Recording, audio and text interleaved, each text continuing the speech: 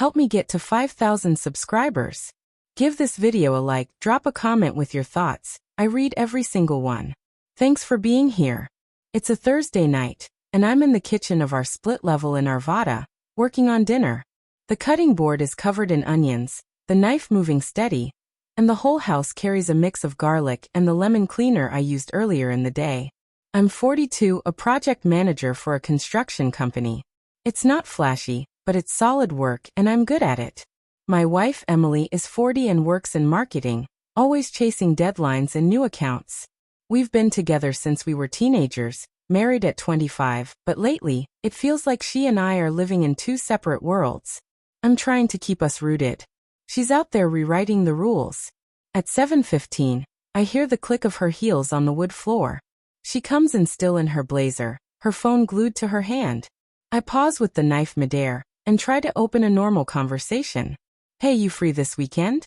Thought we could head up to the mountains, maybe get a hike in. Her eyes stay on the screen, fingers scrolling. Hike. Matt, I've got a client dinner Saturday. You know how busy things are right now. I set the knife down, wipe my hands on a dish towel. I know, but it's been months since we've done anything, just us. I figured it'd be good. She lets out a short, sharp laugh, like I just said something foolish.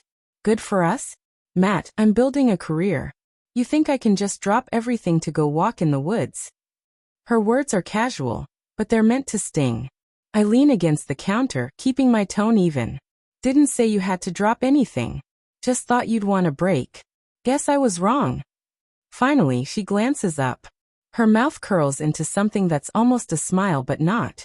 You're so predictable. Always wanting to play house while I'm out there making real moves. I fold the towel and set it down neatly. Making real moves, huh? Well, I'm not waiting around for your calendar anymore. I grab my phone. Pull up the date of the community fundraiser we'd agreed to attend together. That's Sunday. I'm not going. You can handle it yourself. Her eyes narrow just a touch, but she stays composed. So now you're bailing on me? No, I say, picking the knife back up. I'm just done structuring everything around you. Show up alone if you want. Your choice. She lingers for a second, her nails tapping against her phone, then turns toward the living room. Fine. Do whatever you want. Her voice is clipped, dismissive. I finish the stew, set the table, and eat by myself. Later, I text my brother Jake. If I'd known she was going to keep pulling this, I would have stopped trying a long time ago. When Emily and I first started out, we were a team. We'd cook burgers out back, plan weekend getaways to quiet little towns, laugh over nothing.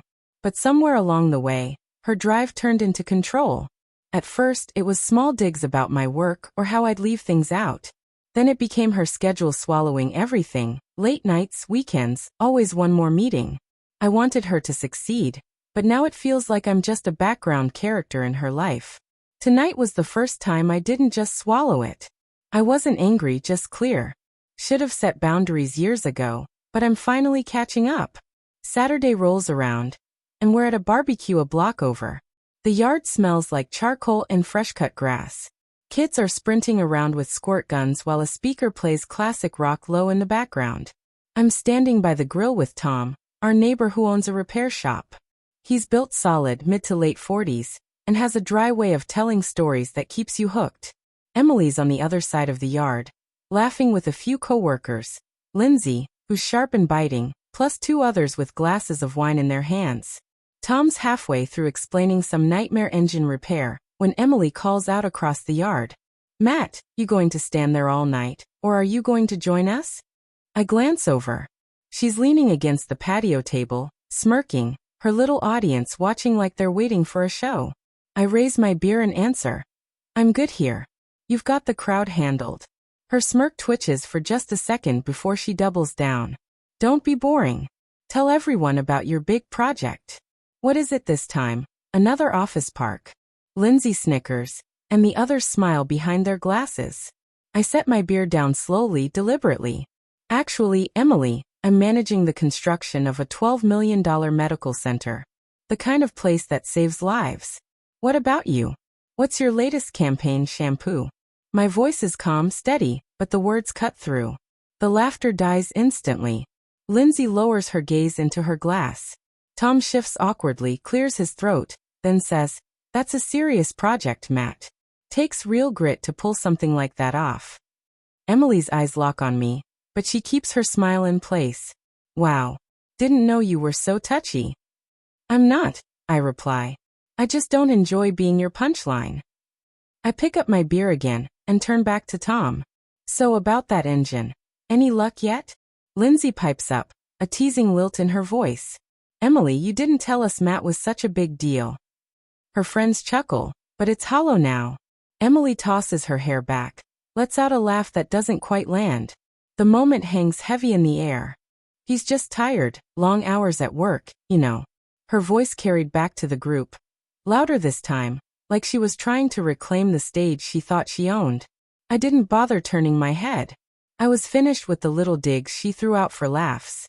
When things wound down and we were leaving, Karen, Tom's wife, caught me by the gate. She held a tray of cookies in one hand, her expression soft but edged with concern. "Matt, you okay?" That seemed tense. "I'm fine," I told her, brushing it off with a half smile. "Just setting some boundaries." She nodded, hesitated like she wanted to say more, then said quietly, "You don't deserve to be spoken to like that." "I know." I stepped past her, out toward the street. Emily was already ahead of me, arms crossed tight, heels clicking against the pavement. For a block, she said nothing. Then, sharp as glass, she started. "You embarrassed me back there." I kept my hands shoved in my pockets. "You opened the door. I just didn't let it slide." "You didn't have to make me look bad in front of my colleagues." "You mean the colleagues you paraded over to the neighbor's barbecue? Or the ones you used to throw jokes at my expense for? You don't get to make me the punchline and then play victim." I stopped, turned to face her. Her eyes narrowed, but she lowered her voice. "You're blowing this out of proportion." "No," I said flatly. "I'm calling it what it is. You want control? Find somewhere else to exercise it. I'm not your stage prop." I walked on. She followed, silent, the sharp tap of her heels filling the air. Good. I wasn't going to argue anymore. I was going to live. That night, I packed my clothes into the guest room closet. No speech. No fight. Just action. She noticed the change the next morning while I stood in the kitchen, sipping coffee. "What's this about?" she asked, gesturing toward the guest room. "New arrangement," I said, screwing the lid on my thermos. "I sleep better when I'm not under a spotlight." She scoffed, but her eyes flickered with something she couldn't mask, doubt. "You're being ridiculous," she said. "Ridiculous." I laughed once. Says the woman who treats me like her backup plan. I left her there, coffee mug in hand, and went to the garage. I had a bookshelf to finish for my office. Something real. Something mine. By Monday, I was sitting across from a travel agent downtown. His name was Greg, maybe mid-30s, his tie blindingly bright against a tired gray suit. "I'm canceling the trip," I said. "The cabin in the mountains. Full refund. Send it to my new account." He blinked, lifted an eyebrow. "Not rescheduling? Just canceling outright." "Cancel it," I repeated. He tapped at his keyboard, pen clicking against the desk. "Probably smart. I've seen couples tear each other apart over vacations. Better to cut it clean." "Exactly." I signed the form, leaned back. I'm done building my life around someone else's priorities. My phone buzzed. Emily. A text. "Where are you? We need to talk about Sunday." I slipped it back in my pocket. She already knew I wasn't showing up at that fundraiser.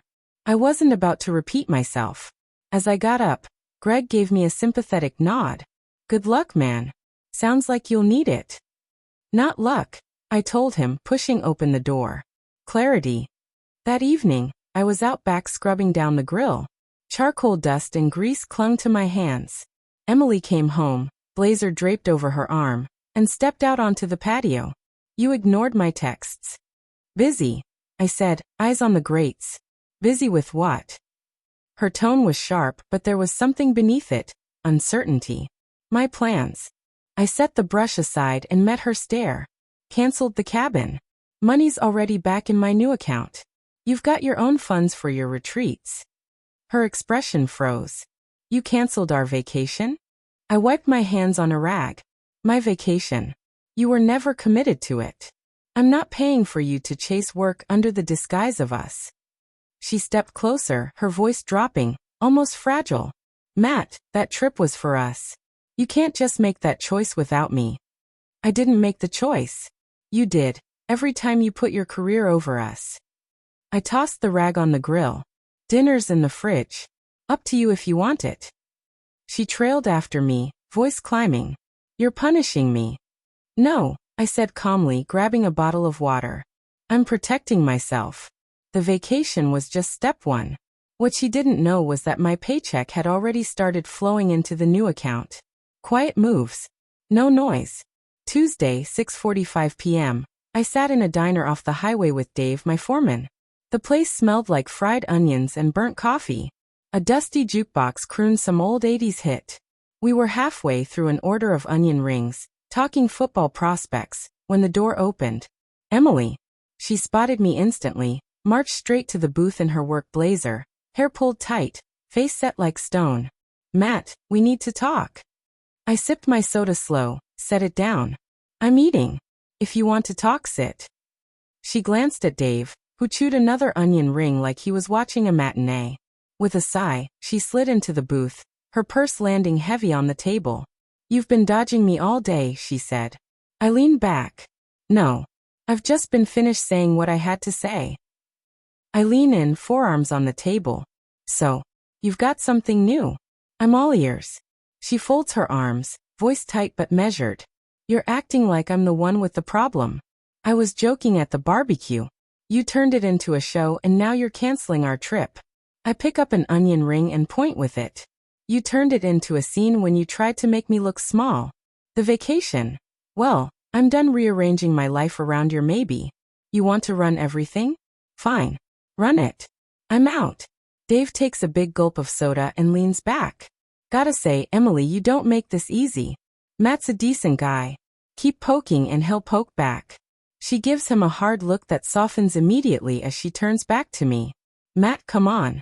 We don't have to make a spectacle here. Let's go home and talk.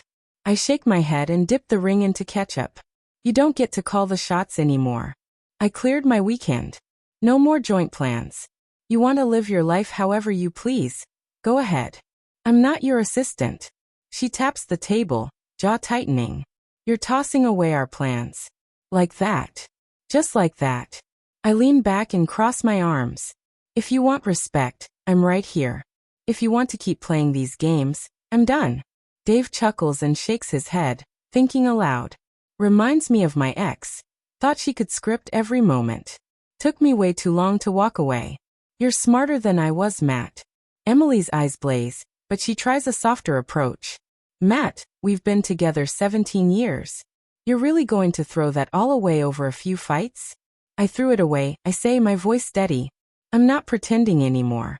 I nod toward the door. I'm eating. If you want to join, fine. Or leave. She hesitates, fingers hovering over her purse, then stands with a cold voice. You're making a mistake. No, I correct, I'm making a choice. I take another bite. She leaves. Her heels click on the linoleum as her footsteps fade. Dave shakes his head. She's not used to being refused. She'll learn, I tell him, finishing my soda. I'm not chasing her. I've got my own account, my own plans. She's on her own. It's a Friday 3 weeks later. I'm sitting in the living room, sorting through project folders on the coffee table. The house is quiet. The refrigerator hums and the stew I cooked earlier leaves a faint scent in the air. Emily's doubled down since then. Later nights, thin jabs, her phone buzzing with texts from some guy named Ryan. Colleague, she called him. I don't go through her messages, but I see enough. I tell myself I'm not jealous. I'm simply finished. At 11:03 p.m. the front door swings open, and her heels click across the hardwood. She's in her blazer. Her purse drops with a thud on the counter. She doesn't meet my eyes, just scrolls. Why are you still awake? She snaps, dismissive. I set a folder down and lean back. Waiting for you. Thought we could talk. She laughs, a cold edge to it. Talk, Matt? I already got what I wanted tonight. She says, that smug half-smile back in place. The words land heavy, but I don't flinch. I stand and move to the dining room where a suitcase sits, zipped and packed with clothes, books, the earrings from our last trip. For the past hour I've been steady, methodical, not angry, just decisive. Your things, I say, sliding the suitcase toward the door so the wheels scrape the floor. Take it and go. Her phone clatters to her side as she freezes. What the hell is this? Your things, I repeat, arms crossed. You've been running your show for months. I'm not part of it anymore. Grab your bag and leave. She steps closer, voice dropping to a pleading tone. Matt, you're being ridiculous. It's work. I'm building something for us. This is for both of us. I close the distance until my voice is calm but firm. You're building a world of your own, Emily, and I won't be your prop. You don't get to come home, toss out lines like that, and expect me to sit quietly. I'm done. A crack appears in her composure. You're throwing away our marriage over this, she accuses. No, I say. You did that. I gesture toward the suitcase. I've been clear. No more games. Your call. Her fingers clutch her phone like a lifeline. The anger is there but thinner now. Tom knocks at the door and steps in with a toolbox. He's dropping it off before tomorrow's deck job. He notices the suitcase and pauses. Awkward timing, he says. Nah, I tell him, already moving to open the door wider. Just finishing up. Emily's voice trembles. You're doing this in front of him. No secrets here, I say, meeting her eyes. Want to talk like adults? You know where to find me. I'm not waiting around. She grabs her purse, leaves the suitcase, and storms out, her heels striking the floor hard as she goes. Tom sets the toolbox down, watching her go. You sure about this, man? He asks, voice low. I don't pretend to be certain. Never been sure, I answer, taking my keys. A week later, I find myself at a charity gala downtown. The ballroom is polished to perfection, glittering with chandeliers, crowded with men in sharp suits and women in dresses that smell of expensive perfume. The air is thick with wine and money talk. Emily's firm is the host, which is the only reason I'm here. I'd promised her I'd show up before the night I planned to pack my suitcase. I'm standing with Paul, one of my longtime clients, a no-nonsense guy in his 60s who's telling me about the new boat he just bought. I'm halfway through my whiskey when Emily appears at my elbow, her smile tight, her tone honeyed but demanding. She's in a striking red dress that turns heads, and she leans in close. Matt, I need a favor, she says. Greg Harper's here. He's tied to a big account. Go chat him up. Be friendly. I meet her gaze, sip my drink, and answer flatly. Friendly isn't in my job description. You want someone to play wingman? Call Ryan. Her smile falters. What's that supposed to mean? You know exactly what it means. I put my glass on a passing tray. I'm here because I said I would be, not to run errands for you. Her face hardens, and she steps closer, voice low enough that only I hear. Don't do this here. Not in front of everyone. Then don't put me on display in front of everyone, I counter. Go host your event. I'm not your accessory. Her hand clamps on my arm, nails digging into my skin. You're embarrassing me. I pull free, keeping my tone level. No, Emily. You're embarrassing yourself. If you want someone to perform for you, hire them. I turn away and rejoin Paul, who raises a bushy eyebrow. He doesn't have to ask, he already knows. Trouble at home, he mutters. Just laying down some rules, I reply, grabbing another whiskey. You know how it goes. Paul nods, eyes thoughtful. Been there. Takes guts to stand your ground. Nearby, I catch two of Emily's colleagues whispering while glancing in my direction, but I don't flinch. They can gossip all they like. I'm not here to make anyone comfortable. Later, in the car, Emily's fury boils over. She grips her purse like she's trying to crush it. You were rude. Greg was important. I'm sure he was, I say, eyes on the blur of city lights through the windshield. But I'm not your assistant. If you need someone to hype you up, find someone else. Her voice sharpens. You're my husband, Matt. Start acting like it. I am, I answer, pulling into our driveway. I cut the engine, look straight ahead. That's why I'm done playing these games. She storms out, slamming the door. I stay in the car a moment longer, staring at the dashboard. My lease is signed. I'm not running away. I'm just ready to live on my own terms. A month later, I'm at a dive bar with Jake and Dave. The air smells of fried food, beer, and old wood. A jukebox hums with some forgotten rock song. We're swapping stories about Jake's latest fishing gear and Dave's kid heading off to college when my phone buzzes. Emily, we need to talk. This is getting out of hand. I hold the phone out. Jake glances, chuckles, and takes a long drink. She's just now realizing that. I slip the phone back into my pocket without replying. That door is closed. Dave clinks his beer bottle against mine. Smart move. Don't let her drag you back into that mess. Mike, the bartender, gray beard and faded tattoo, overhears as he wipes a glass. He leans over. Heard that one before. My ex tried to run every part of my life. Took me years to cut loose. You're ahead of the curve. Signed a lease last week, I tell him. Small place downtown. Mine and only mine. Mike grins, sets the glass down. That's how you do it. Clean cut. No baggage. Jake studies me. You sure you're good, man? That's a big change. I'm good, I say, leaning back. I spent years bending over backwards, and all I got was her trying to steer every inch of my life. I'm done with that. From the next table, a guy in a flannel overhears, lifts his glass, and says, "To moving on." I raise mine. To moving on. Half a year passes. I'm in my apartment, a modest one-bedroom overlooking the city. The furniture is basic, but it's mine. The coffee is strong, the air is quiet, and for the first time in years, the silence feels like peace instead of emptiness. Work keeps me busy. I'm still managing the medical center build, long hours, but they feel worthwhile. Sometimes Tom and Dave stop by, and we grill on the balcony, share beers, talk about fishing or work. This morning Karen, Tom's wife, drops in with a casserole. She sets it on the counter, casual in jeans and a ponytail. Settling in okay? Better than I expected. I tell her, grabbing 2 beers and handing her one. She sits, studies me. You look lighter. Happier. I smile faintly, leaning against the counter. Didn't realize how much weight I was carrying until I let it go. She nods slowly. Emily's been asking about you. Sounds like she's having a rough time. She'll figure it out, I say evenly. Or she won't. Not my concern. Emily has tried reaching out, calls I didn't answer, a long email about working things out that went unanswered. I said what I needed to say months ago. I'm not repeating myself. She's still in the house, still chasing the career, still playing the role she chose.